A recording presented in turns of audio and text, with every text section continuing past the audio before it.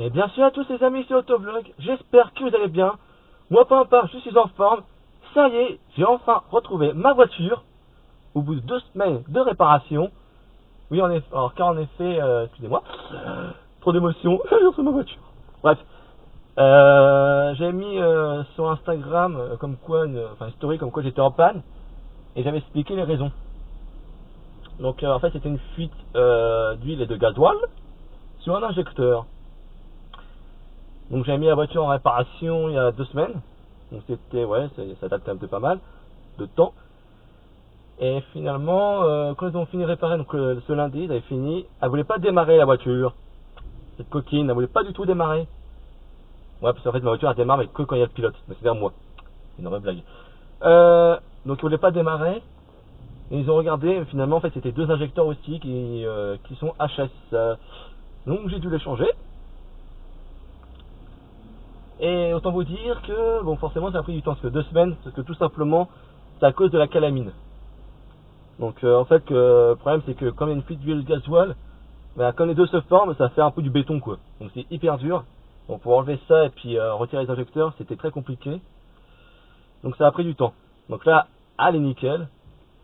Seul bémol, j'ai récupéré ma voiture il y a un peu plus d'1 heure, mais j'ai remarqué un petit problème.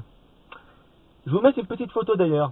Je sais pas si vous allez très bien voir, mais ça va pas le faire.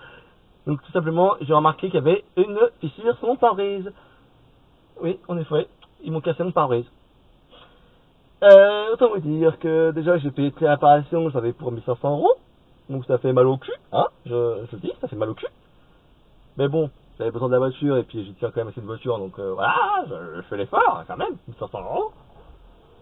Mais là, quand je récupère ma voiture, au bout de 2 semaines, alors d'ailleurs j'avais du mal à avoir des nouvelles du garage, et au bout de 2 semaines, quand je vois une fissure sur mon pare-brise, qui m'ont cassé, je me dis, mais comment ils ont fait? Alors que le problème, c'est que quand tu as une fissure sur un pare-brise, c'est que quand tu roules, bah forcément la fissure va s'agrandir, quoi. Tout le pare-brise va le prendre après. Donc du coup, voilà. Donc en plus, surtout que j'ai changé mon pare-brise. J'avais changé, il me semble, l'année dernière. Donc à cause d'une route en mauvais état, je me suis pris une putain de bosse et ça me fissurait. Et bon, heureusement c'était mon assurance qui avait pris en charge à ce moment-là. Mais pare-brise ça coûte en moyenne plus selon les marques et les modèles. Mais en moyenne c'est plus de 1000 € quoi. Donc là du coup, il faudra Peugeot, désolé pour vous, mais vous me devez un pare-brise. Parce que je vais pas me mettre non plus, je vais pas avoir avec mon assurance. Enfin voilà, je sais pas comment ça marche quand c'est comme ça. C'est la première fois que ça m'arrive. Mais là, autant vous dire que déjà que la fissure commence à se grossir. C'est forcément quand je récupère la voiture, forcément des fois il y a des routes qui sont, voilà, c'est pas arrivé des bosses, des trucs comme ça, enfin, des dodanes, donc forcément le pare-brise va pas forcément aimer. Donc là, autant vous dire que la fissure elle commence à s'agrandir. Donc ça, vous verrez sur la photo que je vous ai envoyée, enfin que je vous ai montré sur la vidéo. Mais ça commence à bien grandir et ça commence à toucher tout le pare-brise. Donc là, on est sur, voilà, ça va.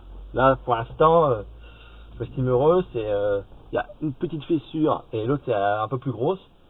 Mais bon, c'est pas normal quoi. Donc au bout de 2 semaines, c'est un peu... Sauf qu'ils ont rien vu, hein, ils m'ont pas prévenu, ils ont rien vu. Heureusement que c'est moi qui regarde la voiture. Et avant de partir, j'ai regardé, j'ai signalé le problème. Mais heureusement, parce que sinon, ils m'auraient laissé partir sans rien dire. Parce que ça se trouve, le garage, je savais déjà, mais ils se sont dit, bah tiens, peut-être qu'il verra pas. Si, quand même, je le vois, hein. Je suis pas non plus débile. Donc voilà. Donc, on verra ça dans les 10 prochains jours, comment ça marche, pour que ils puissent me le changer. Et ils ont plutôt intérêt, parce que là, sinon, je vais pas être très content, hein. Déjà que je suis pas très content, là, du coup. Mais on verra. Mais enfin, la bonne nouvelle, c'est que j'ai retrouvé ma voiture. Ça, c'est la bonne nouvelle.